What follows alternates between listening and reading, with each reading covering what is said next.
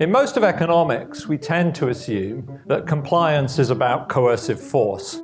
The assumption is we only pay our taxes because we're compelled to do so.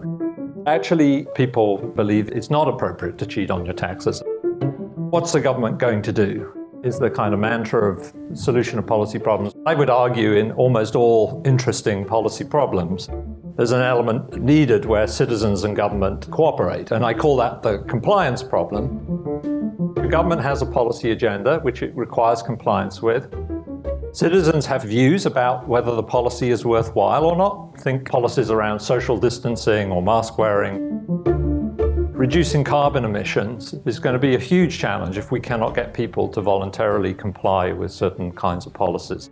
And I've argued for a long time that economists have been very naive, that we have lots of views about policy, but we have much weaker views about how to implement those policies. The agora was the cultural meeting place for society in ancient Greece. People got together and they deliberated policy. And that kind of is the ideal of deliberative democracy.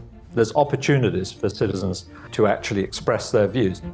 The art of political economy is convincing citizens that what they're doing is actually valuable. Building trust and legitimacy in government as a vehicle for improving the quality of government policy, not just as a nice to have. If I think the government is trustworthy, I'm always going to think the policy is only implemented when it's a good idea. So that's going to increase my belief that they're doing the right thing.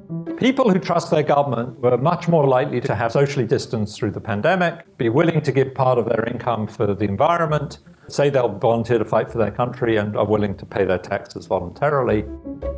Why do we have representative democracy at all? Because we have a hope of at least reflective policy making if we delegate policy making to those whose job it is to make it on our behalf. But they shouldn't be mandated to do what we want. What does it take to have states that can actually deliver on the things that we want them to do? These are issues that have always been there. They just get noticed more at certain times.